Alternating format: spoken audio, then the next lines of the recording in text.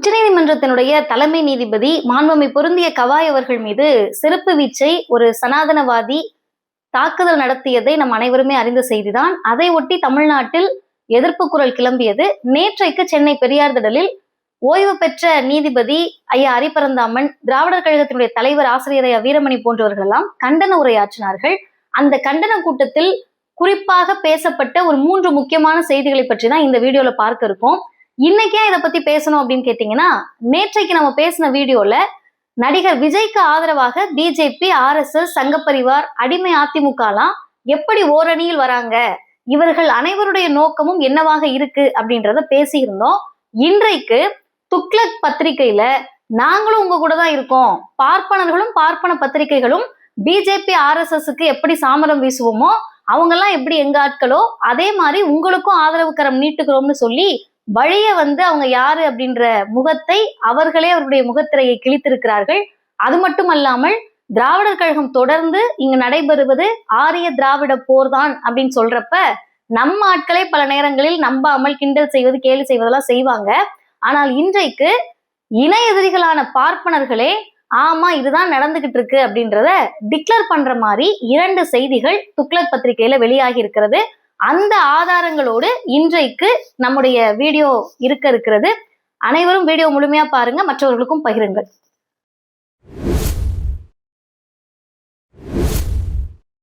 அனைவருக்கும் வணக்கம். நான் முதல்லயே சொன்ன மாதிரி துக்ளக் பத்திரிகையில் வெளியான 2 செய்திகள். ஏங்க, துக்ளக்னு ஒரு பத்திரிகை இருக்கிறதே தமிழ்நாட்டுல பாதி பேத்துக்கு தெரியாது, தமிழ்நாட்டு இளைஞர்களுக்கெல்லாம் சுத்தமா தெரியாது. நீங்க ஏங்க அந்த பத்திரிகையை எடுத்து வச்சுக்கிட்டு அதை ஒரு ஆதாரமா பேசுறீங்க அப்படின்னு நீங்கெல்லாம் நினைக்கிறது எனக்கு கேக்குது. துக்ளக்னு ஒரு பத்திரிகை இருக்கிறது தெரியாம இருக்கலாம், தினமலரை படிக்கிறது வேஸ்ட்னு புரிஞ்சிருக்கலாம், தினமலர்ல வரக்கூடிய செய்திகள் எல்லாமே மண்டையில மூளைக்கு பதிலாக வேற ஏதாவது இருப்பது போல் வெளியிடுவதெல்லாம் நமக்கு தெரியலாம். ஆனாலும் கூட இந்த பார்ப்பன சிந்தனையை அப்பப்ப தோலுரிக்கலன்னு சொன்னா இங்கிருக்கக்கூடிய பார்ப்பனர் அல்லாதவர்கள், பிற்படுத்தப்பட்ட, மிகவும் பிற்படுத்தப்பட்ட பட்டியலின பழங்குடியின நம்முடைய சகோதர சகோதரிகளே நடைபெறக்கூடிய போர் எதை நோக்கி சென்று கொண்டிருக்கிறதுன்றத புரிஞ்சுக்க மாட்டாங்கன்றதுனால இதையெல்லாம் நாம் பேச வேண்டிய தேவை இருக்கிறது. நேற்றைக்கு திடல்ல நடந்த கூட்டத்தினுடைய நோக்கம் அப்படின்றது அது ஒரு கண்டன கூட்டம்.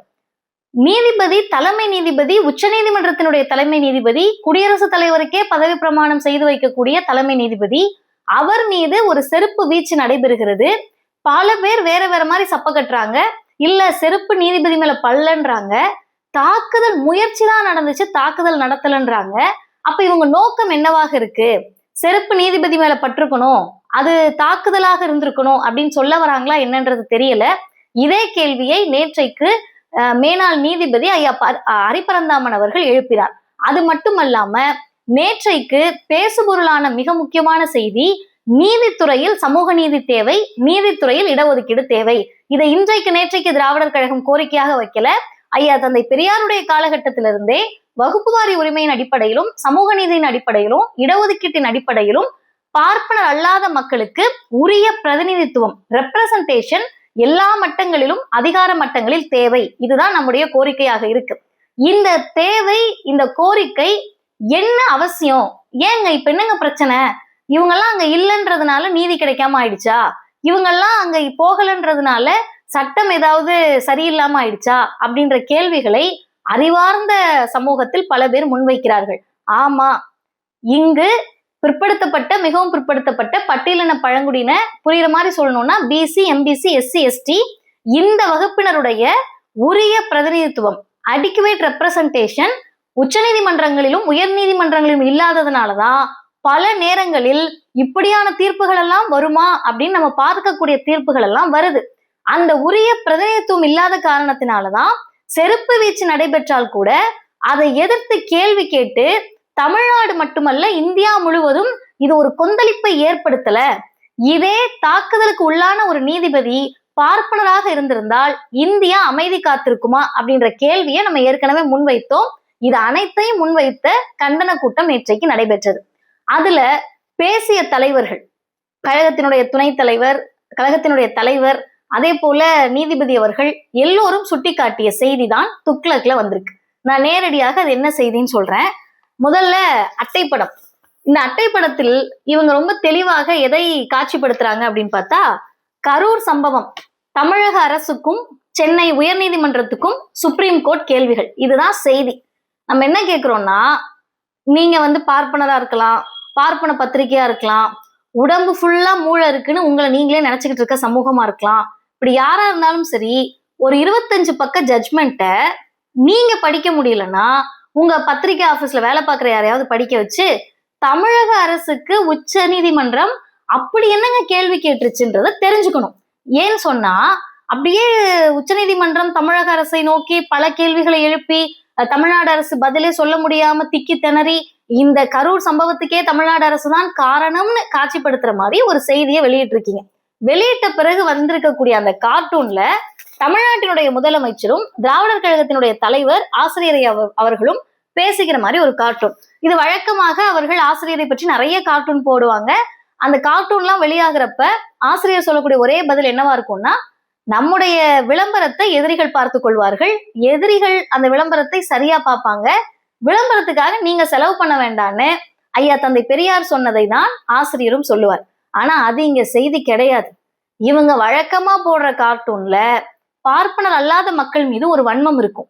இன்னைக்கு நேரடியாக உச்சநீதிமன்ற நீதிபதியின் மீதான தாக்குதலையும் ஆதரிக்கக்கூடிய போக்கில் அவங்களுடைய கார்ட்டூன்கள் இருக்கு. அப்ப நம்முடைய முதல்வர் என்ன கேட்கிறாருன்னா, சுப்ரீம் கோர்ட் நம்மை மடக்கி மடக்கி கேள்வி கேட்குதே, இது கேட்கிறாரு.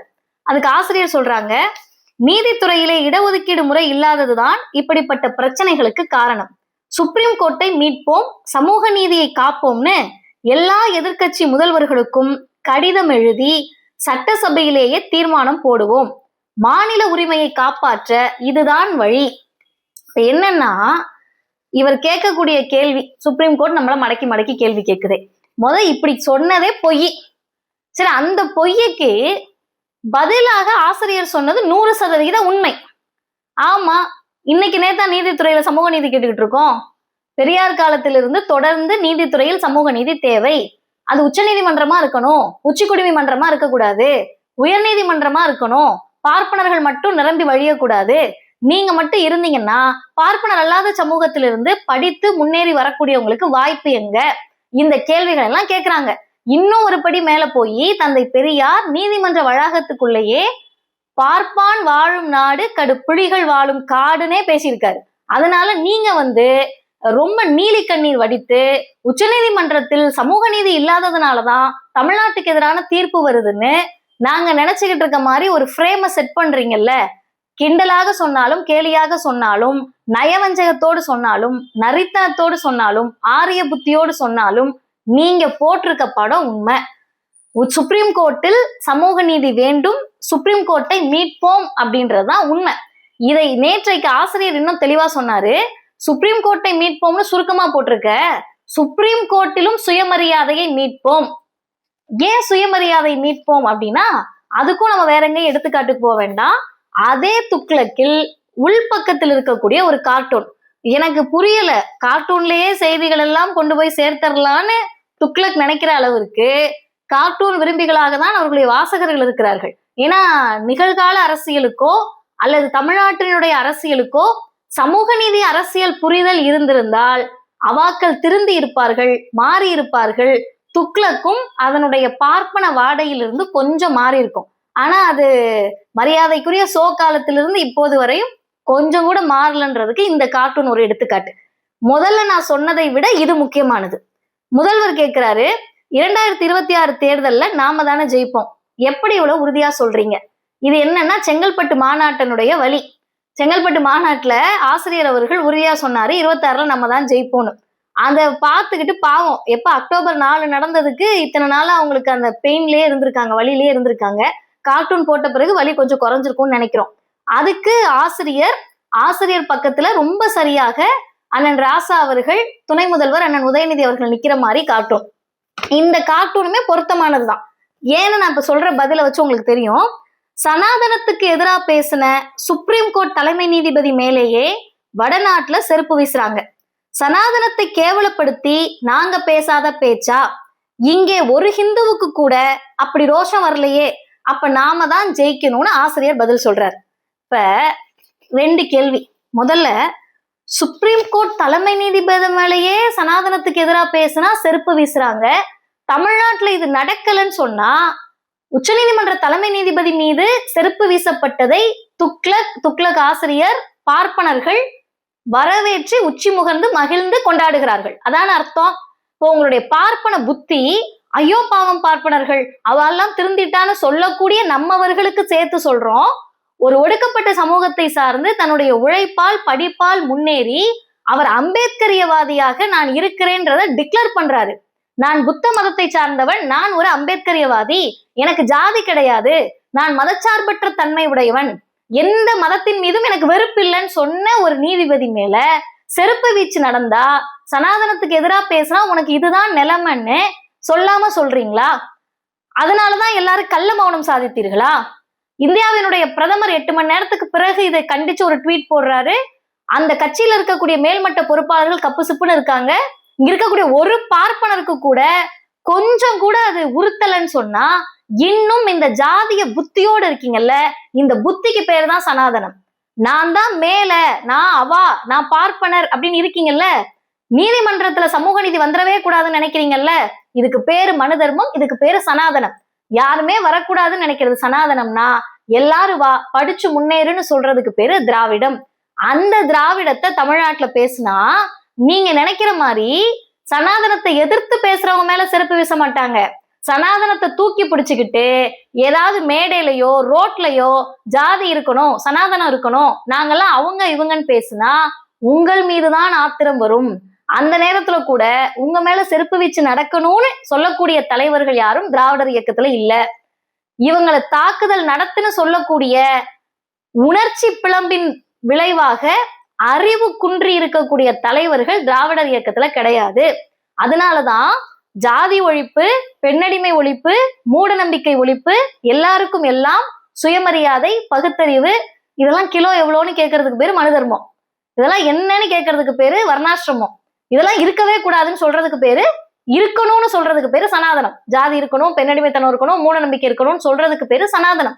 இந்த சனாதனத்தை தோலுரிக்கக்கூடிய இயக்கமாக திராவிடர் இயக்கம் இருக்கு.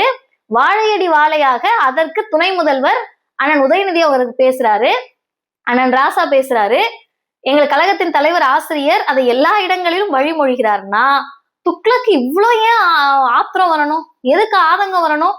முதல்ல இது எவ்வளவு பெரிய குற்றம் தெரியுமா? ஏதோ உச்சநீதிமன்ற நீதிபதியின் மீது செருப்பு வீச்சை ஒரு சாதாரண செயல் போல கடந்து போலான்னு நீங்க நினைக்கிறீங்கல்ல, அந்த கொழுப்புக்கு பெயர் ஆரியம், சனாதனம். அதை எதிர்த்து தமிழ்நாடு மட்டும்தான் கண்டன குரல் எழுப்புது. அதை உங்களுக்கு பொறுத்துக்க முடியல. இதெல்லாம் நம்ம பேசுறோம், இவங்களெல்லாம் ஒன்னும் செய்யல பாருன்னு தூண்டி விடுறீங்க, கலவரத்தை தூண்டுறீங்க. கலவரத்தை தூண்டுவது ஆண்டாண்டு காலமாக பார்ப்பனர்களுடைய புத்தி. கோட்சே காலத்தில் தொடங்கி செருப்பு வீசிய சனாதனியான வழக்கறிஞர் வரை உங்களுடைய கலவர புத்திக்கு ஒருபோதும் சமரசம் செய்து கொள்ளாத மாநிலமாக தமிழ்நாடு இருக்கு. இது மூலமா பார்ப்பனர்களுக்கோ துக்ளக்குக்கோ நம்ம செய்தி சொல்ல வரல, பார்ப்பனர் அல்லாத நம்மவர்களுக்கு தான் செய்தி சொல்றோம். தெளிவாக அவங்களுக்கு தெரியுது, இங்கு நடைபெறுவது பார்ப்பனர் அல்லாதார் சண்டை தான், ஆரிய திராவிட போர் தான், சமூக நீதிக்கும் சனாதனத்துக்கும் எதிரான போர் தான். இந்த இடத்தில் திமுகவை எதிர்க்கணும், முதல்வரை எதிர்க்கணும், துணை முதல்வரை எதிர்க்கணும்னு அவங்களுக்கு தெரியுது.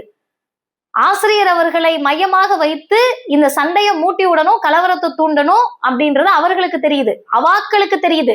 ஆனால் நம்மவர்கள் இன்னும் இதை புரிந்து கொள்ளவில்லைன்னு என்று சொன்னால் பார்ப்பனர்களுடைய கொட்டம் அடங்காது.